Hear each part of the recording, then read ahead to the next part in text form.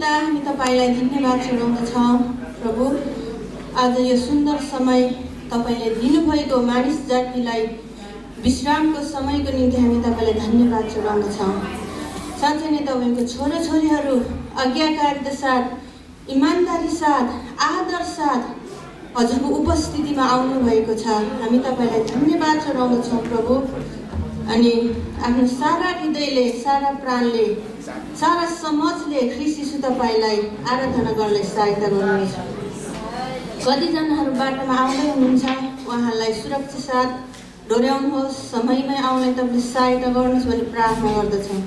कतिजना नआउने निर्णय गरेर बस्नुभएकोहरूलाई जुन ठाउँमा उहाँहरू बस्नुभएको छ त्यहाँ पनि तपाईँ परमेश्वरले सहायता गर्नुहोस्। आउने दिनहरूमा आउने मन तपाईँले दिनुहोस्। धन्यवाद छ। अनि हाम्रो वर्शिप झुन्डलाई, क्वायर झुन्डलाई तपाईँको हातमा राख्दछौँ। बजाउने, गाउने सबैजनाले तपाईँलाई अभिषेक गर्नुहोस् प्रभु।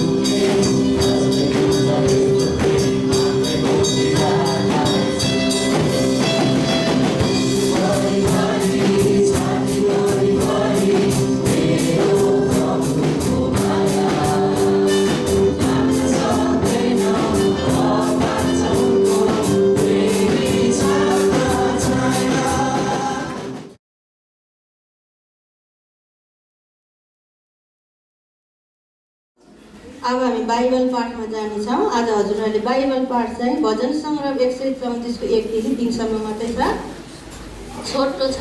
बाइबल हुनेहरूले बाइबल खोलेर आफ्नो बाइबलमा हेर्नु होला। कतिजनालाई पढ्न आउँदैन, ध्यानसित सुन्नु होला। आफ्नो छिमेकीलाई पनि, नयाँ साथीहरूलाई पनि बाइबल पल्टाउनको लागि सहायता गरिदिनु होला हजुरहरूले। आउनुहोस् हामी मेरो लागि अनि सबैको लागि म यो वचनलाई पाठ गर्नेछु। यो वचन चाहिँ मेरो लागि पनि हो, हजुरहरूको लागि पनि हो है। आउनुहोस् हामी ध्यान दिएर सुन्नेछौँ। यात्रीको स्तुति गान भनेको छ यहाँ। परमप्रभुको सबै सेवकहरू परमप्रभुको प्रशंसा गर। तिमीहरू जो परमप्रभुको भवनमा राति उहाँको सेवा गर्छौ, पवित्र स्थानमा आफ्नो हात उचाली परमप्रभुको प्रशंसा गर। स्वर्ग र पृथ्वी सृष्टि गर्नुहुने परमप्रभुले तिमीहरूलाई सियोनबाट आशीर्वाद दिउन्। आमेन।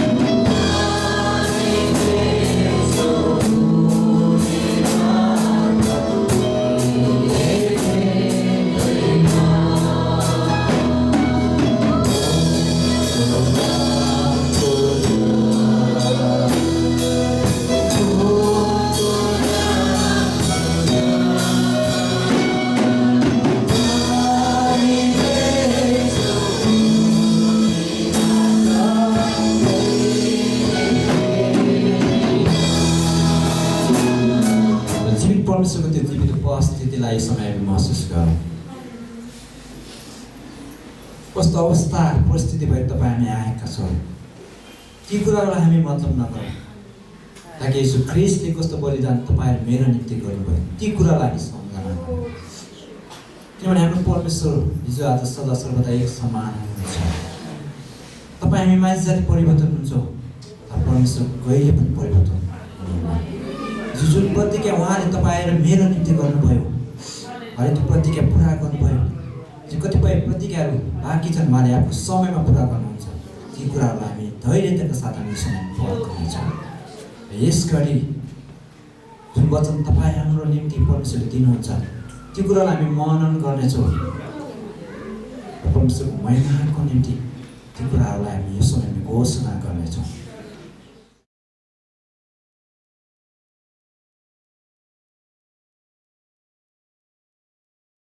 दुःख सुख हाँसो आँसो सबै कुरा आयो, तर मेरो परमेश्वरले त्यो कुराहरूबाट मलाई असल पोइन्टहरू सिकाउनु भयो।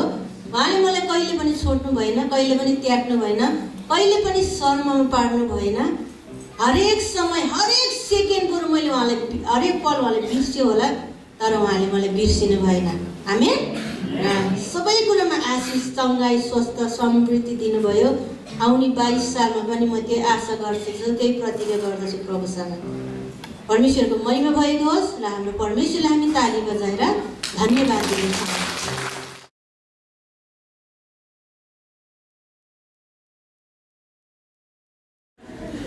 सबैलाई जय मसीह। तपाईहरु पनि आफ्नो स्मरण प्रार्थना गर्नुहोला।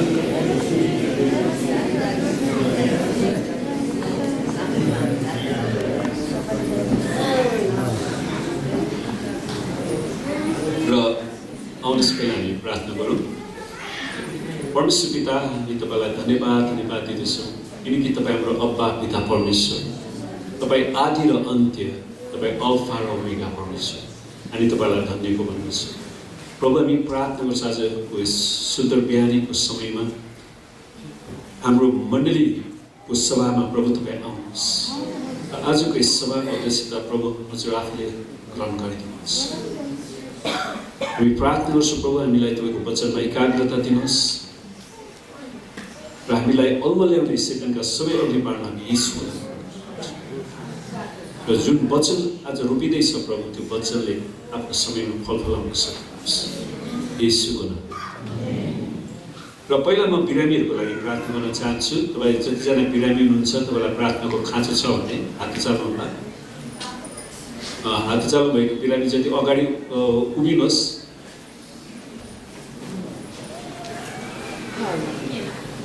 अनि तपाईँलाई जहाँ समस्या छ त्यहाँनिर आफ्नो हात राख्नु होला। अनि अरूले बिरामीतिर हात बढाइदिनुहोस् र आउनुहोस् हालेलुया। ओ रब शिखर रब रहत लब सन्दर रब सम्रेखे रे तिर रब पूर रब रहत लब। परमेश्वर हामी प्रार्थना गर्छौँ तपाईँका छोराछोरीको शरीरमा जे जति रोग बिमारहरू, शारीरिक दुर्बलताहरू, शैतानका आक्रमणहरू, दलबदका श्रापहरू छन्, सुगर, प्रेसरको समस्याहरू प्रभु, अनि मानसिक समस्याहरू, विषयका चिन्ताहरूलाई हामी येशूको नाउँमा र येशूको कुराको चोटमा ती सबै रोगहरू निको भइसकेका हामी दाबी गर्छौँ। पवित्र आत्मा तपाईँले येशूको चङ्गाइलाई बगाइदिनुहोस्। प्रत्येकलाई छुनुहोस् प्रभु, पूर्ण चङ्गाइ र छुटकारा येशू। र अर्को विषय हामी प्रार्थना गर्छौँ, बस्नु होला। हामीले जहिले पनि सुनिराखेका छौँ कि म मण्डलीमा के पाउँछु भनेर आउँदिनँ, तर मण्डलीमा म प्रभुको लागि के दिन सक्छु भनेर आउँछु। आमेन। अनि त्यो चाहिँ हामीहरूको हरेकको हृदय भएको छ। परमेश्वरलाई धन्यवाद होस्। अनि तपाईँ जतिजनाले काम गरिरहनु भएको छ, बाइबलले भन्छ काम नगर्नेले खाना पनि नखाओस्। अल्छे भोकै मर्छ, अल्छे नमरेको मर्छ, होइन? स्वाभाविक। त्यसैले तपाईँ जतिजना काम गरिरहनु भएको छ, तपाईँको अर्थतन्त्रमा, तपाईँको कारोबारमा, व्यवसायमा परमेश्वरको आशिष चाहिन्छ, तपाईँको तलबहरूमा वृद्धि चाहिन्छ, तपाईँलाई नयाँ नयाँ कामहरू चाहिन्छन् भने हात चाल्नु होला र म तपाईँको लागि विशेष प्रार्थना गर्नेछु। र हरेकलाई परमेश्वरले आशिष दिउन्, हरेकको तलबको वृद्धि गराइदिउन्। परमेश्वर पिता, हामी तपाईँलाई धन्यवाद दिँदछौँ यी मेहनती र परिश्रमी हातहरू जसले परमेश्वर तपाईँको वचनअनुसार विभिन्न किसिमको व्यवसायमा, रोजगारमा रहेर काम गरिरहनु भएको छ। आफ्ना छोराछोरीको हातको परिश्रममा तपाईँले बेहिसाब आशिष र उन्नति दिनुहोस्। अनि हामी बिन्ती गर्छौँ हरेकको आर्थिक कारोबारको भोल्युमलाई बढाइदिनुहोस् प्रभु। हामी बिन्ती गर्छौँ जतिजनाको रुपियाँ पैसाहरू फसेका छन् त्यसलाई हामी येशूको नाउँमा पुट्ने आज्ञा दिँदछौँ प्रभु।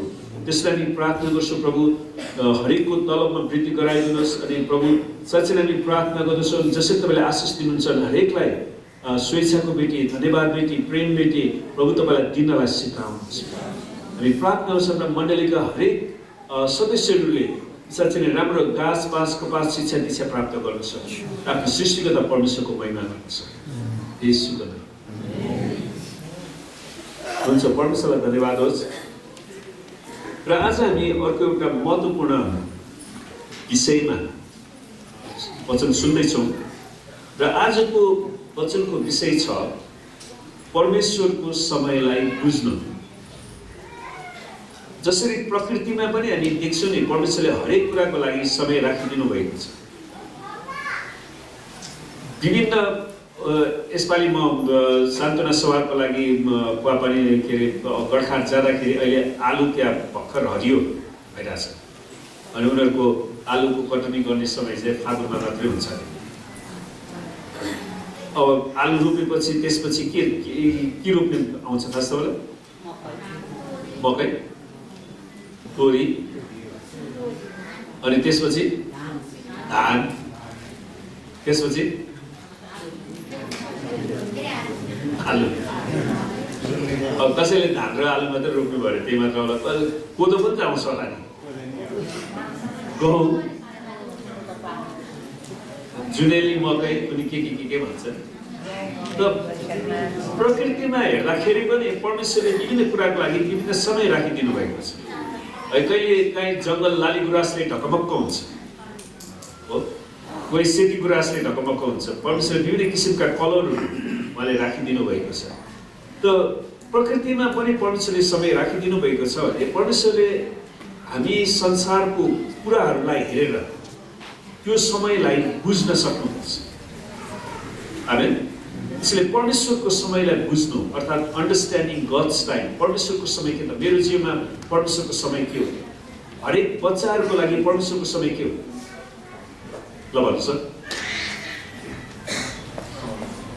उनीहरूले स्कुलमा राम्रोसँग पढ्नु, त्यो परमेश्वरले दिनुभएको समय।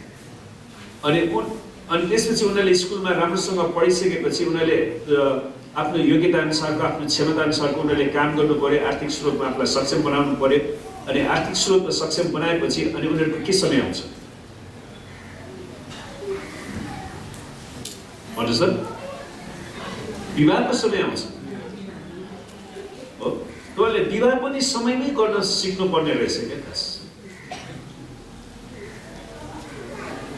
नत्र फेरि त्यो पास्टर भरतले मेरो बिहे गर्दैन भनेर जताततै भनेर नहिँड्नुहोस्।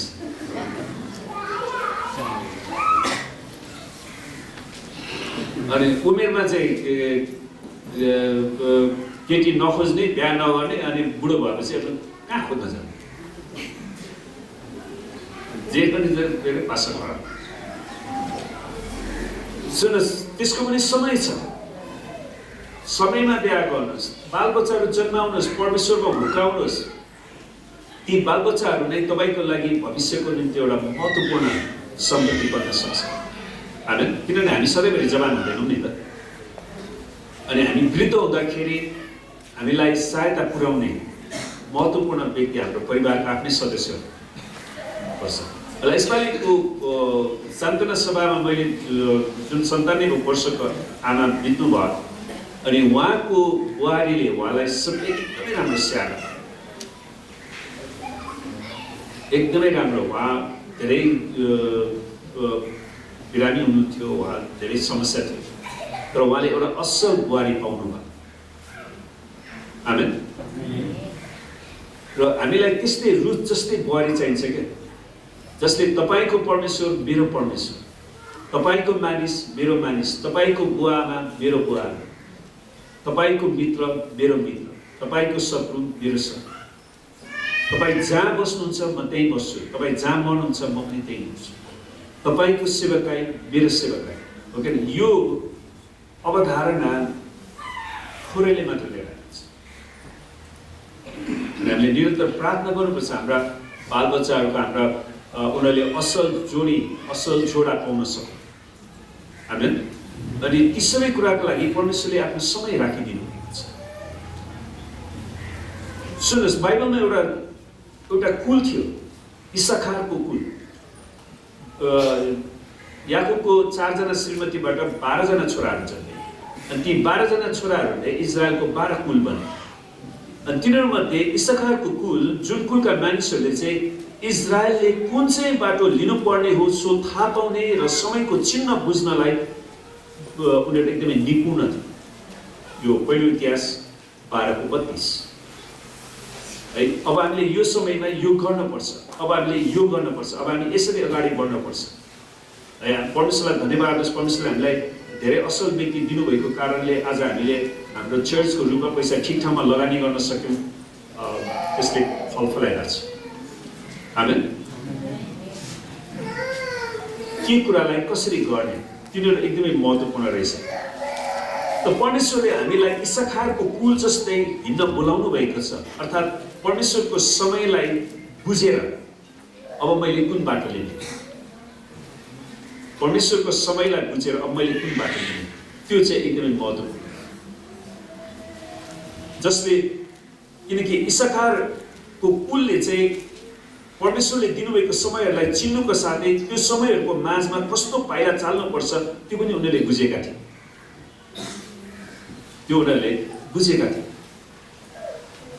है। कतिवटा घरमा चाहिँ उनीहरूले त्यो समयलाई नबुझेको कारणले गर्दाखेरि उनीहरू भत्ताभङ्ग हुन्छ। सुन्नुहोस्, आज बिहानको मेरो समयलाई मैले कसरी मिलाउने, यो वचन तयार गर्दा पनि अनि आज बिहान मलाई त्यही किसिमको प्र्याक्टिकल कुराहरू आइलागेको थियो। 4 बजीतिर फोन आउँछ, खाना बढी बित्नु भयो, प्रभुमा सुत्नु के खानु। अनि हिजो पहिल्यै प्लान थियो मेरो छोरीलाई 8 बजीदेखि 10 बजीसम्म स्कुलमा जान्छ, मैले उसलाई बिहानै 8 बजी त्यहाँ पुऱ्याइसक्नु। अनि यो समयलाई कसरी मिलाउने हेर्नुहोस्। तर परमेश्वरलाई धन्यवाद होस्, हामी परिवारमा अलिक अरू धेरै सदस्य भएको कारणले अनि अरू मान्छेहरूलाई पनि हामीले सहायता लियौँ र हामी सबै समस्यालाई समाधान गरेर हामी समयमा फेरि चर्चमा आउन सक्छौँ। आमेन। त कहिलेकाहीँ एकैचोटि धेरै कुरा आइलाग्छ क्या। अब कहाँ जाने, अब मान्छे बितिरहेछ त्यहाँ पनि जानै पर्यो। आमेन। अनि आज एउटा चाखलाग्दो कुरा, हामी एकछिन हामी यता हस्पिटलमा आएनौँ, तर हामी एकैचोटि पशुपतिमा गयौँ। अनि पशुपतिमा जाँदै गर्दाखेरि त्यतिकै पर्खिनु पर्दाखेरि फेरि बिहानै हिँड्ने कारणले चाख्ने मन पनि लागिरहेको थियो। अनि एउटा दिदी चिया बेच्न आउनु, अनि मैले चाहिँ नि त्यो दिदीले नै थाहा गरोस्, उहाँले पनि सुन्न सकोस् भनेर अलिक ठुलो स्वरले नै प्रार्थना गरेँ चियाको निम्ति। भने उहाँ नि विश्वासी हुनुहुँदो रहेछ।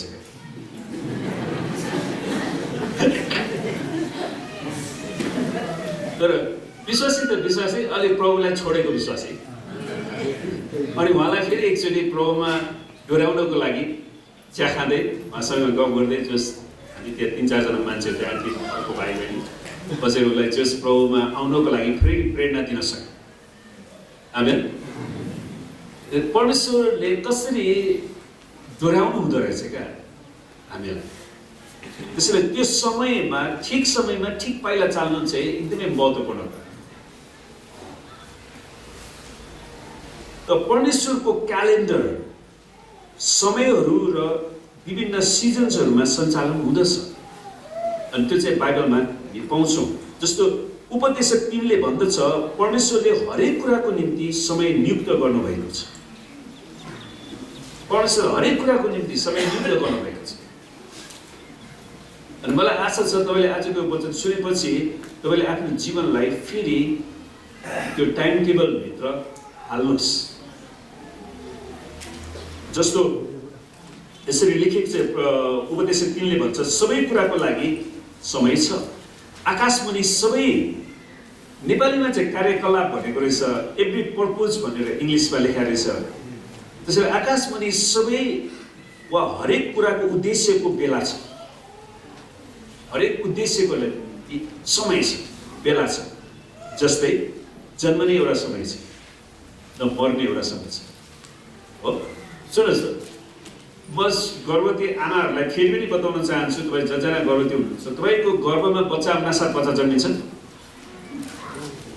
परमेश्वरले एउटा समय तोक्नु भएको छ। कमसेकम कति महिना त्यो बच्चा आमाको गर्भमा बस्नुपर्छ भन्दा त 9 महिना।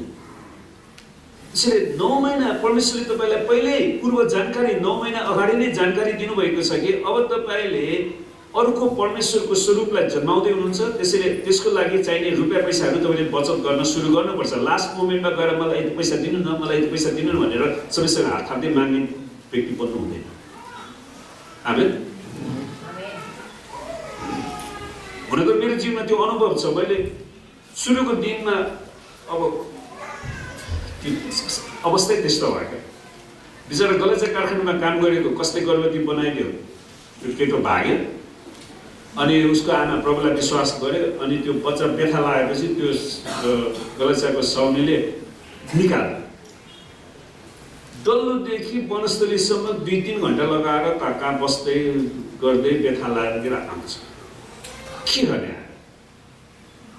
अनि धन्य त्यतिखेर हाम्रो विमल दाइहरू यताउता मिलेर हामीले त्यो पानीहरू दिएर त्यो साल नाल काट्नलाई मेरो त्यो दारी काट्ने ब्लेड दिएर, अनि धन्य हाम्रो त्यो विमल दाइहरूले अलिकति उसलाई चामलहरू 30 किलो चामलहरू किनिदिएर एउटा कोठा खोजिदिएर लास्ट मोमेन्टमा गर्नुपर्ने अवस्था आयो।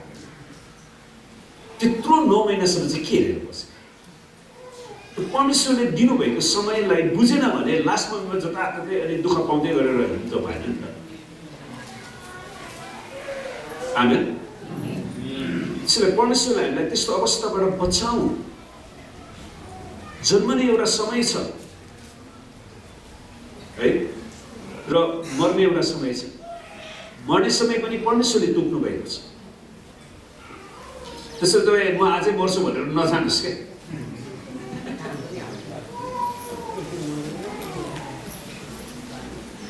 आमेन। किनकि मलाई एकजना बहिनीको गवाई सुने मैले। अनि उसले चाहिँ म मर्छु अब भनेर सोद्धाखेरि बिहान ऊ के अरे ऐनामा मुख हेर्दै थियो। अनि प्रभुले त्यहीँनिर दर्शन दिएर उसलाई भन्नुभयो, तिम्रो अहिले मर्ने बेला होइन। प्रभु तपाईँ को हुनुहुन्छ? म यीशु ख्रीष्ट। अनि यो मुसलमान बहिनीको गवाई। अनि त्यसपछि उनी क्रिस्चियन बने। प्रभुले उसलाई बास दिइहाल्नु। मर्ने एउटा समय छ, परमेश्वरले चुन्नु भएको समय छ। रोप्ने एउटा समय छ, उखाल्ने एउटा समय। आमेन। त्यो त हामी स्वतः बुझ्छौँ। सुन्नुहोस्, मार्ने एउटा समय छ, निको पार्ने।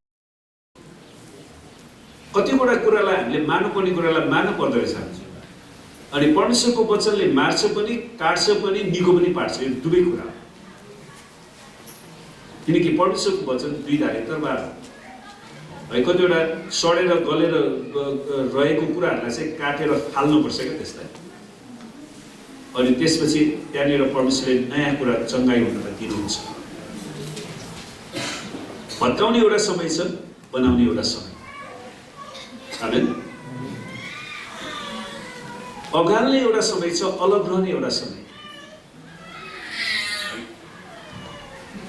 खोज्ने एउटा समय छ, छोडिदिने पनि एउटा समय रहेछ। कहिलेकाहीँ हामी मानिसहरूलाई जबरजस्ती आफ्नो बनाउन खोज्छौँ, तर छोडिदिने समय पनि रहेछ। अनि जब हामी छोडिदिन्छौँ त्यसपछि उसले आफ्नो निर्णय आफै गर्न सुरु गर्छ। है जस्तो हाम्रा बालबच्चाहरूलाई हामीले सधैँभरि च्यापेर बस्न सक्दैनौँ नि त। एउटा उमेर आएपछि उनीहरूलाई हामीले छोड्नुपर्छ। हामीले अघि मात्रै प्रार्थना गऱ्यौँ, बलुवा भएको छोरा उहाँले छोडेर च्याप पठाउनु पऱ्यो परेन? च्याप राखेर बस्नु मिलेन है। त्यसैले अगाल्ने एउटा समय छ, उसलाई छोड्ने समय छ। छोड्नुपर्छ, उसलाई आफ्नो खुट्टामा हिँड्नलाई दिनुपर्छ। ऊ आफ्नो यात्रामा कहाँ के कुन उद्देश्यले जाँदैछ परमेश्वरले सुरक्षा दिउन्, तर हामीले चाहिँ छोडेर पठाउनु पर्ने हुन्छ। चुप लाग्ने एउटा समय छ, बोल्ने एउटा समय। कहिलेकाहीँ मान्छेले यही कुरा नबुझेको कारण बोल्ने बेलामा चुप लाग्दैन, चुप लाग्ने बेलामा बोल्न आएर समस्या हुन्छ। त परमेश्वरले सबै कुराको समय राखिदिनु भएको रहेछ नि त। उपदेशक 3:1-8 अहिले मैले पढाएको थिएँ। यदि हामीले यो बेला परमेश्वरको कुन काम गर्ने हो भन्ने कुरालाई बुझ्न सक्यौँ र उहाँको समयभित्र आज्ञाकारिताको जीवन जिराख्यौँ भने हामीले आशिष पाउँछौँ। त्यसैले तपाईँले उमेर छँदाखेरि नै मेहनत गर्नुपर्ने, परिश्रम गर्नुपर्ने कुराहरू, पढ्नुपर्ने कुराहरू यो उमेरभित्रै गर्न सिक्नुपर्छ। आमेन। इस्साखारको अभिषेकमा हिँड्नको निम्ति हामीले कसरी सिक्न सक्छौँ त? परमेश्वरको क्यालेन्डरमा राम्रो ध्यान दिएर हामीले सिक्न सक्छौँ। परमेश्वरले तोकिदिनु भएको समयको सदुपयोग गरेर जब हामी आफैलाई परमेश्वरको क्यालेन्डरसँगै राख्छौँ तब हामी उहाँको समयहरू र उहाँको बेलालाई थाहा गर्न सक्छौँ। समय र सिजन परमेश्वरको पात्रले हरेक वर्ष विभिन्न नियुक्त गरिएका समयहरूबारे जानकारी दिँदछ। यो तोकिएका समयहरूले जीवनको वार्षिक चक्र बनाउँदछन् जसले हामीलाई उहाँले दिनुहुने आशिषहरू अझ राम्रोसँग अनुभव गर्नलाई वर्षपछि उहाँले डोर्याउनुहुन्छ। त बाइबलमा विभिन्न चाडहरू राखिएको छ अनि हामीले यो चाडहरू पढेका छौँ, तर यसको उद्देश्यलाई नबुझेको कारणले नै फेरि म तपाईँलाई यो पाठ तयार गरेको छु।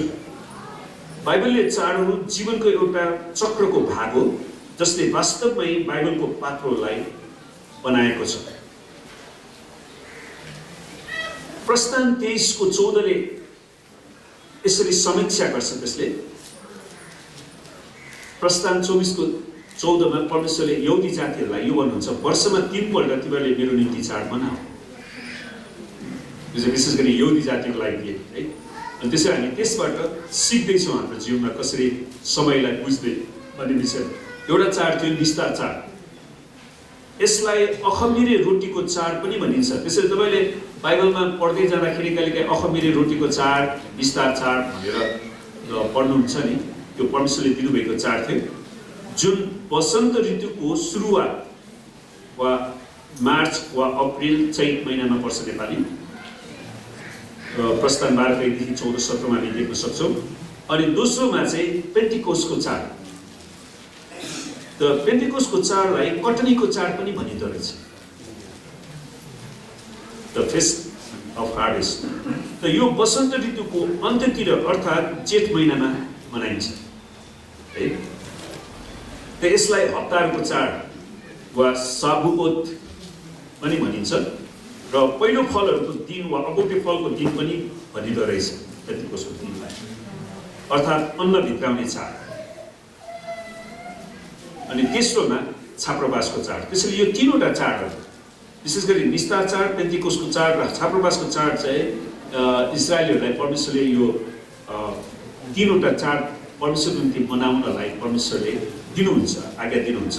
त यो पुरुष र स्त्रीको निम्ति आत्मिक शुद्धिकरणको समय र परमेश्वरसित मिलापको समय थियो। विशेष गरी छाप्रोबासको चाड छ, त्यसलाई फिस्ट अफ ट्याबरनेकल्स भन्छ। अनि प्रशस्त अन्न भित्राइएको कारण उनीहरू बडो आनन्द मनाउँथे। यो शरद ऋतु अर्थात् असोज कार्तिकमा पर्दछ।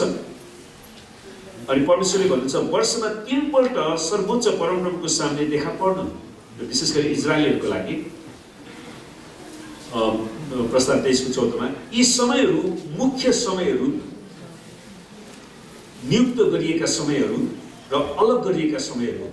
यो समयमा चाहिँ परमेश्वरले नियुक्त गर्नुभएको, अलग गरेको यो समय चाहिँ हामी परमेश्वरको लागि दिने। जस्तै अहिले हामीले हरेक शनिबार चाहिँ हामी प्रभुको लागि दिइरहेछौँ नि, होइन?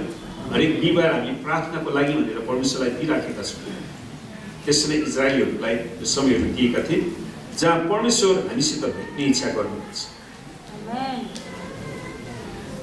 सुन, जसरी हामी आफैमा पनि सङ्गति गर्छौँ त्यसरी हामी परमेश्वरसित पनि सङ्गति गर्छौँ। परमेश्वरलाई भेट्ने हाम्रो जीवनमा विशेष आत्मिक कारोबार परमेश्वर गर्न चाहनुहुन्छ। र तपाईँको पीडा उहाँले लिन चाहनुहुन्छ र तपाईँलाई चङ्गाइ दिन चाहनुहुन्छ। तपाईँको गरिबीलाई उहाँले लिन चाहनुहुन्छ, उहाँको धन सम्पत्ति तपाईँलाई दिन चाहनुहुन्छ। उहाँले त्यो कारोबार गर्न चाहन्छ, बाटो। त निस्तार चाडको बारे हेरौँ। त यसले बाइबलको क्यालेन्डरलाई सुरु गर्छ। निस्तार चाड जसरी लेखिएको छ, यो महिना चाहिँ तिमीहरूको निम्ति महिनाहरूको सुरु, वर्षको पहिलो महिना हुनेछ। प्रस्थान 12:2मा परमेश्वरले मूसालाई दिनुभएको कुरा थियो। परमेश्वरको उद्धारको साइकलमा यो पहिलो महिना हो। परमेश्वरको उद्धारको साइकलमा यो पहिलो महिना हो। यसभित्र तीनवटा चाडहरू पर्छ। निस्तार चाडभित्र एउटा चाहिँ निस्तार, हाम्रो प्रभु यीशु ख्रीष्ट निस्तार चाडकै दिन क्रुसमा बलिदान हुनुभएको थियो। तपाईँले राम्रोसँग बाइबलमा हेर्नुहोस् त, निस्तार चाडको दिनमा। अनि पुरानो करारमा हामी पाउँछौँ नि, जस्तो इजरायलीहरूलाई मिश्र देशको दासत्वबाट छुटकारा दिने क्रममा उनीहरूले त्यो निष्कलङ्क, निष्कोट, चाउरी नपरेको, रोग बिमार नलागेको, बिरामी नभएको, रुगाखोकी नलागेको 1 वर्षको थुमालाई उनीहरूले बलिदान गरेर उनीहरूको ढोकाको चौकसमा। त त्यसबाट एक दिन भविष्यमा परमेश्वर आफैले मानिसको बलिदान गरेर अनि उहाँले सारा मानिसलाई त्यो पापको दासत्वबाट छुटकारा दिनुहुन्छ भन्ने कुराको प्रतिनिधित्व गर्थ्यो। त्यसैले यसो नआउन्जेलसम्म उनीहरूले त्यो कुरा मनाइरहनु पर्थ्यो। त निस्तार चाडले पापबाट छुटकारा र अशुद्धताबाट शुद्ध पार्ने कामको उत्सव मनाउँछ है। अनि परमेश्वरले त्यही गर्नुभयो नि त, निस्तार चाडको त्यो बलिदानको थुमा बनेर उहाँले हाम्रो पापलाई धुनुभएको छ, हामीलाई शुद्ध पनि पार्नुभएको छ। आमेन। त यस चाडले थुमाको रगतद्वारा उद्धार पाएको खुसीलाई उत्सव मनाउँछ कि येशू ख्रीष्टको रगतको कारण हामीले उद्धार पाएका छौँ। हामी उद्धार पाएकोमा हामी खुसी मनाउन सक्छौँ। आमेन। यसले मिश्रको बन्धनको दासत्वबाट हामीलाई परमेश्वरको प्रेम र शक्तिद्वारा स्वतन्त्र पारेकोमा र हामीलाई हाम्रा शत्रुहरूको हातबाट छुटकारा दिएर परमेश्वरको प्रतिज्ञाभित्र प्रवेश गराएकोमा उत्सव मनाउँदछ। यो चाहिँ उत्सव हो। वास्तवमा हरेक शनिबार हामीले पुनरुत्थानको उत्सव मनाउँछ। हाम्रो प्रभु बौरी उठ्नुभएको छ। अनि त्यसपछि अखमिरी रोटी। त निस्तार चाड मनाउँदाखेरि 3वटा अखमिरी रोटीलाई एउटा रुमालभित्र राखिँदो रहेछ। यो चाहिँ मलाई पनि थाहा थिएन, मैले अध्ययन गरेर थाहा। अनि त्यसको अर्थ रहेछ क्या खास। अनि यो अर्थलाई राम्रोसँग यहुदी जातिहरूले व्याख्या गर्ने हो भने आज यहुदी जातिहरू सबै क्रिस्चियन हुनुपर्ने हो। तर उनीहरूले यो चाड मनाउँछ, यो अभ्यास गर्छ, तर पुरै बुझेछ। हेर्नुहोस् न त, अखमिरी रोटीको चाडमा त्यहाँ निस्तार चाड मनाउँदाखेरि जसलाई अखमिरी रोटीको चाड पनि भनिन्छ, 3वटा अखमिरी रोटी। अखमिरी भनेको खमिरमा हालेको रोटी क्या, सुखा रोटी। खमिर हालेपछि चाहिँ फुल्छ, त्यो खमिर नहालेको, इस्ट नहालेको। त्यसलाई पहिला त्यो रोटीलाई एउटा रुमालभित्र राखिँदो रहेछ, जसलाई एकता भनिँदो रहेछ है। यसले परमेश्वर पिता, पुत्र र पवित्र आत्मा बीच रहेको अद्वितीय एकतालाई जनाउँदछ। उनीहरूले 3टै रोटी मात्र राख्दो रहेछ क्या फेरि। त निस्तार चाडको समयमा घरको बुवाले वा पिताले एउटा रोटीलाई भाँच्छन् जसले येशूको मृत्युलाई जनाउँदछ। त उसले त्यो भाँचेको रोटीलाई रुमालले बेरेर सिरानी मुनि लुकाउँदो रहेछ, जसले येशूको दफनलाई जनाउँदो रहेछ। र यो येशूको मृत्युको उत्सव थियो भन्ने कुरा बुझ्न सक्छौँ। पछि सिरानीलाई हटाएर त्यो रुमालबाट रोटी निकालिन्छ, जसले येशूको पुनरुत्थानलाई जनाउँदो रहेछ।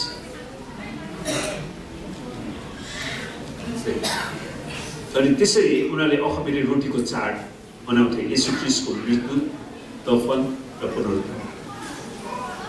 अगौटे फलको चाड। येशू ख्रीष्ट अगौटे फलको चाडको समयमा मृतकबाट बौरी उठ्नुभएको थियो। त्यो समयमा चाहिँ येशू मृतकबाट बौरी उठ्नुभएको थियो, पुनरुत्थान हुनुभएको थियो। पेन्टिकोस वा अर्को शब्द छ साबोत, त्यो हिब्रू शब्द। त्यो यो बाइबल पात्रोको तेस्रो महिनामा मनाइन्छ। पहिलो मण्डली पेन्टिकोसको दिनमा नै सुरु भएको थियो। पेन्टिकोसको दिनमा नै पवित्र आत्माको झरी खनाइएको थियो। त्यहाँबाट नै मण्डली सुरु हुन्छ। अनि त्यसपछि हामी देख्छौँ त्यहाँ 3000 मानिसहरूले प्रभुलाई ग्रहण गरेर पानीको बप्तिस्मा लिए। विशाल मण्डली सुरु भइहाल्यो पेन्टिकोसको दिन।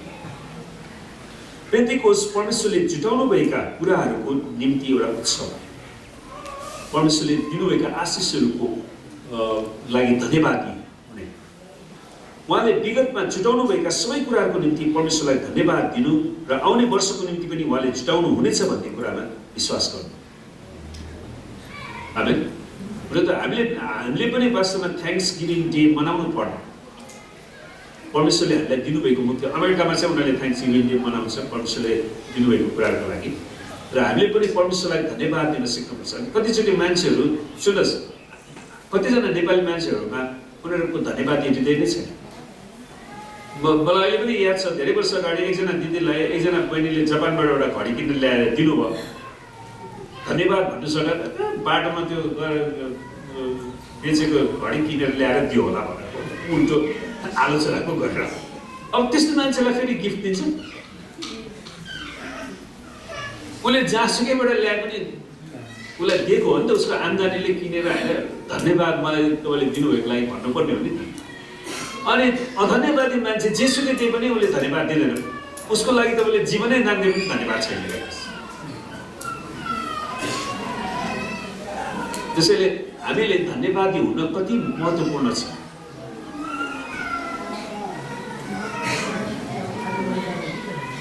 जब हामीले धन्यवाद दिन सक्यौँ भने परमेश्वरले आउने साल पनि त हामीलाई अगुवाई गर्नुहुन्छ। यो साल परमेश्वरलाई सुरक्षा दिनुभयो, आशिष दिनुभयो भने आउने साल पनि त हाम्रो परमेश्वर त्यही हुनुहुन्न र उहाँ हिजो आज र सधैँभरि एक समान हुनुहुन्छ।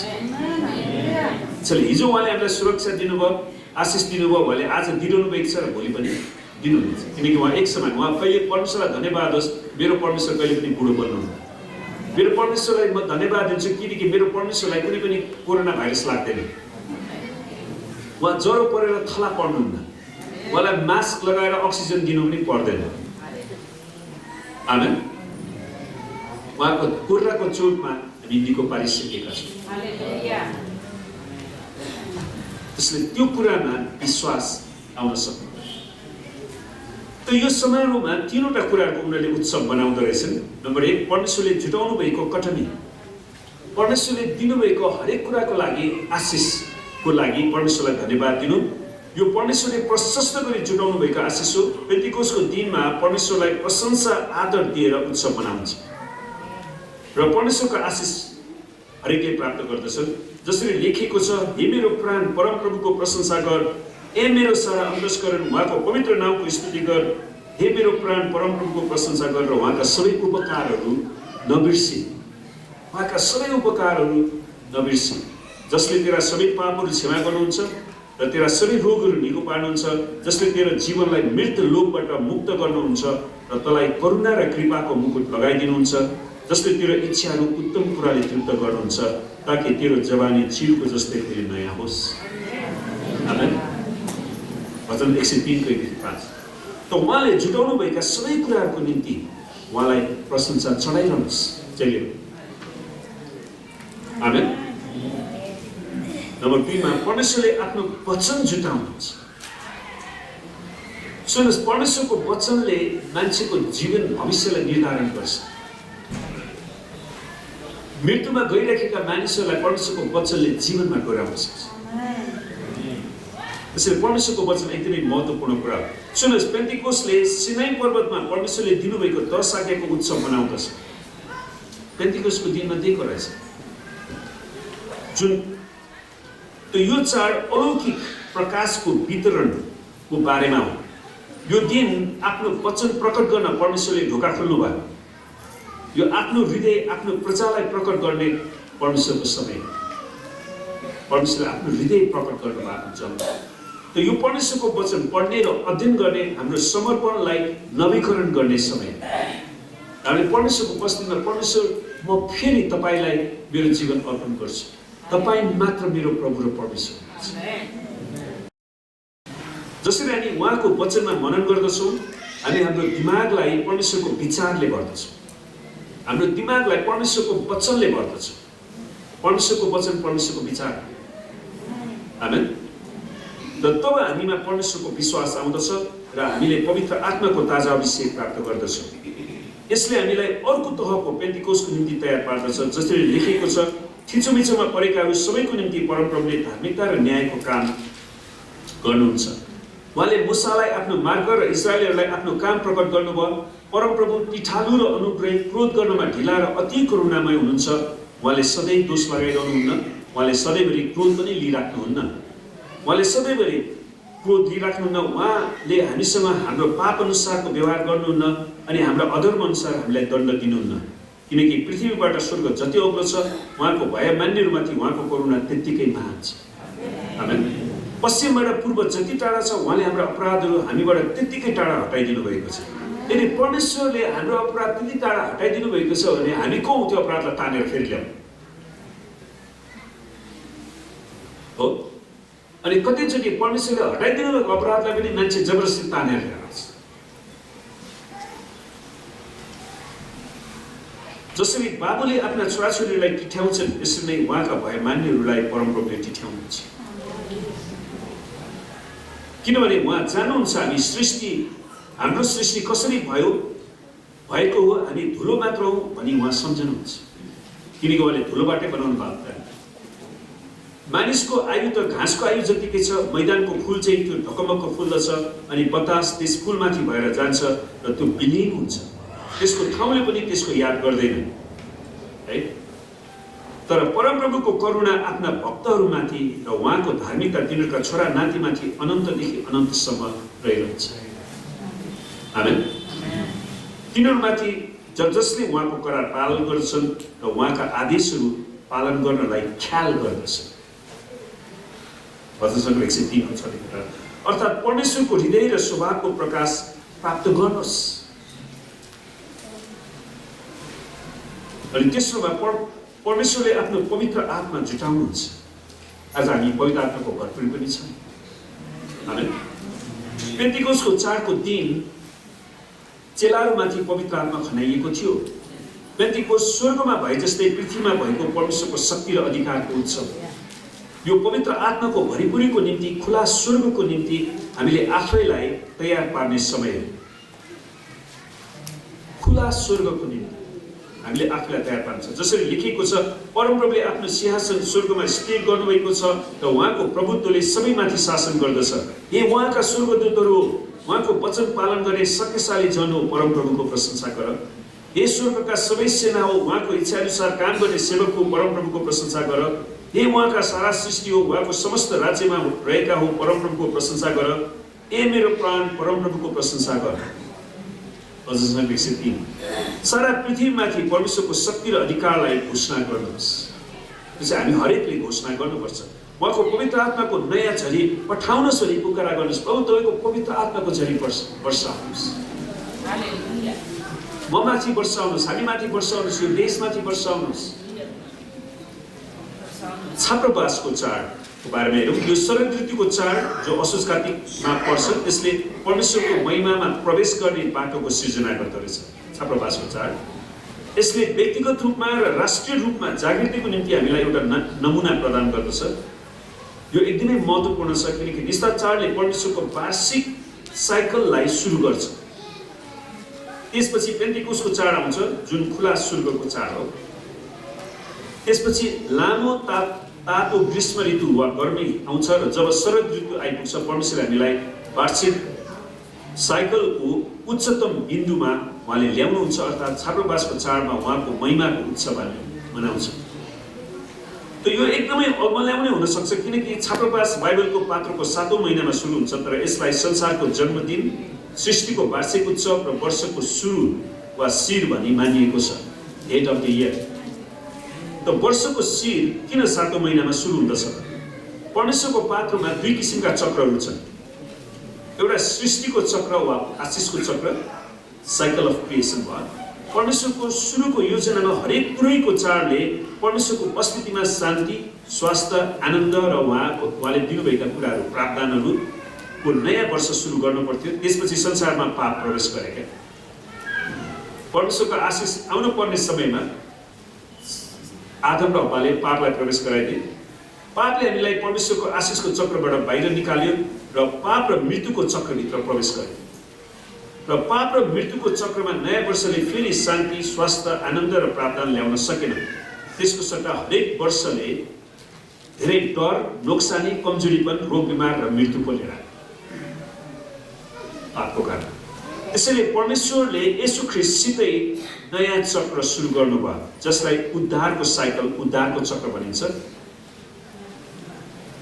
उद्धारको साइकलले हामीलाई पापको असरबाट बचाउँदछ र परमेश्वरको सुरुको योजनामा डोर्याउँदछ। त्यसलाई परमेश्वरलाई फेरि त्यही आशिषको योजनामा भने ल्याउनु भयो। त्यो उद्धारको साइकलमा 7औं महिना पहिलो महिना बन्दछ। त्यसैले त्यो परमेश्वरको उद्धारको साइकलमा चाहिँ 7औं महिना पहिलो महिना बन्छ, अर्थात् आशिषको नयाँ वर्षमा वर्षको सुरु वा वर्षको शिर त्यो बन्दछ। र छापामासको चाडमा यसमा पनि चाडहरू उत्सवहरू पर्छन्, जस्तै तुरैको चाड, फिस्ट अफ ट्रम्पेट्स भन्छ। अनि यहुदीहरूको हिब्रूहरूको एउटा छ रोस हसन्ना, जसको अर्थ चाहिँ वर्षको सुरु, वर्षको शिर वा सुरु, संसारको जन्मदिन, सृष्टिको वार्षिक उत्सव। यो तुरैको चाड, तुरै भन्नाले उनीहरूले चाहिँ यो भेडाको त्यो ठुल्ठुलो सिङहरू हुन्छ नि, त्यसलाई निकालेर त्यसलाई एकदमै राम्रो बनाएर बजाउने गर्छ। अनि त्यो तुरैको चाड चाहिँ झकझकाउने उठाउने बोलावट हो। अब फर्किने बेला आयो है। परमेश्वरले यो चाडको निम्ति एउटा आज्ञा दिनुभयो। उहाँका सबै जनहरूले तुरैको आवाजलाई सुन्नै पर्छ। नयाँ मौसम ऋतुको निम्ति बिउतनु पर्यो, उठ्नु पर्यो। तुरैको आवाज हाम्रो प्राणलाई घुस्न र हाम्रो ध्यान खिच्न, हाम्रो आत्मालाई बिउजाउन योजना गरिएको थियो। जब तुरै बच्छ परमेश्वरको उपस्थिति आएको छ। त हामीभित्र उहाँको कामलाई कुनै बाधा दिएको छ कि परमेश्वरले हामीलाई देखाउन् भनी प्रार्थना गर्ने समय हो। जसरी योवेल 2:1 भन्दछ, सियोनमा तुरै फुक, मेरो पवित्र डाँडामा चेतावनीको ध्वनि बजाओ। बुधबार हामीले तुरैको चाडलाई बुझेपछि मात्रै त्यो वचनलाई बुझ्छौँ क्या खास। नत्र भने सियोनमा तुरै फुक भनेकोलाई के त, योले प्रस्ताव गर्ने बेला भयो। मेरो पवित्र डाँडामा चेतावनीको ध्वनि बजाओ, देशमा बस्नेहरू सबै थरथर कामुन्, किनकि परमप्रभुको दिन आउँदैछ, त्यो नजिकै छ। अनि येशू ख्रीष्ट चाँडै आउँदै हुनुहुन्छ। प्रायश्चितको दिन, यसलाई यम किपुर पनि भनिन्छ, अर्थात् पुनर्स्थापित हुने दिन, आफूलाई फेरि पुनर्स्थापित दिन। त विचार गर्नुहोस्, तपाईँले आफैलाई प्रश्न सोध्नुहोस्, यदि प्रभु येशू अहिले नै आउनु भयो भने हामी कतिजना येशूसँगै उहाँको राज्यमा जानुलाई तयारी छौँ? त्यो चाहिँ हामीले आफूलाई सोध्नुपर्ने हुन्छ। मलाई अहिले पनि एउटा याद छ, धेरै वर्ष अगाडि एउटा पास्टर कन्फरेन्समा गएको थिएँ। अनि एकजना पास्टर साथीले मलाई भन्नुभयो, भरतजी प्रभु येशू अहिले आउनुभयो भने त म त स्वर्ग जाँदिनँ होला। त्यो भनेको कुरा अझै पनि मलाई याद आउँछ क्या। किन तपाईँ तयार हुनु न, प्रस्ताव गर्नुहोस् न, आफूलाई तयारी बनाउनुहोस्।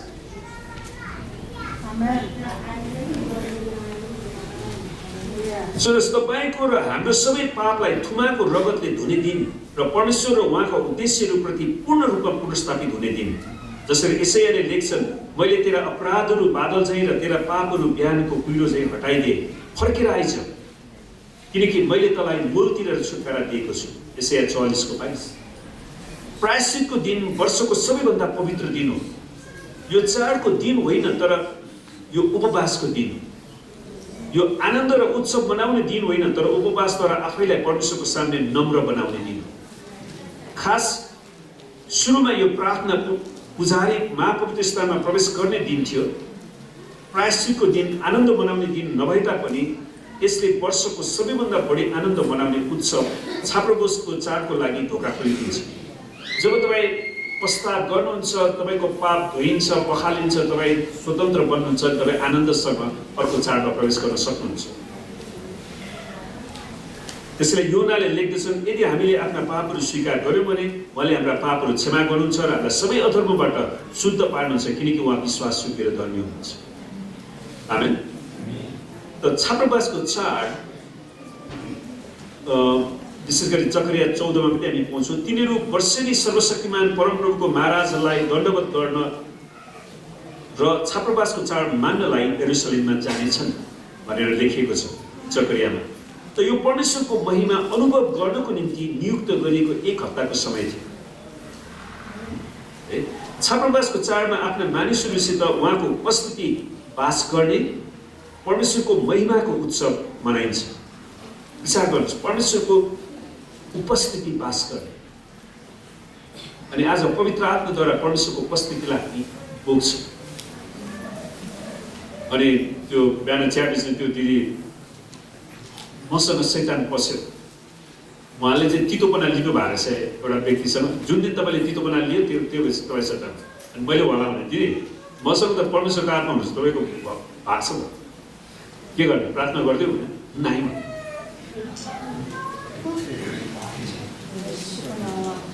मैले उहाँलाई सोचेँ भने अरू भाइहरू पनि हुनुहुन्छ त्यहाँ, म जहाँ गएँ भुत त्यहाँ भएको छ। प्रार्थना गर्नु मान्नु भयो, तर जस हाम्रो अर्को भाइले फोन नम्बर लिनु भएको छ। अर्थात् उहाँको उपस्थितिमा हाम्रो जीवनको आनन्दलाई वार्षिक रूपमा नवीकरण गर्ने समय। त्यसो हामीले हरेकचोटि परमेश्वरसँग नवीकरण गर्छ समय। त यो छात्रावासको चाडमा चाहिँ परमेश्वरले कसरी मिस्रीहरूको दासत्वबाट छुटकारा दिनुभयो, त्यसको छुटकाराको समयलाई सम्झना गरेर धन्यवाद दिनु। एक हप्ताको निम्ति परमेश्वरले आफ्ना मानिसहरूसित बास गर्न माग गर्नुभएको छ। हेर्नुहोस् त, एक हप्ताको निम्ति परमेश्वरले आफ्ना मानिसहरूसँग बास गर्नलाई माग गर्नु, मलाई कमसेकम एक हप्ता तिम्रो माझमा बास गर्न देऊ।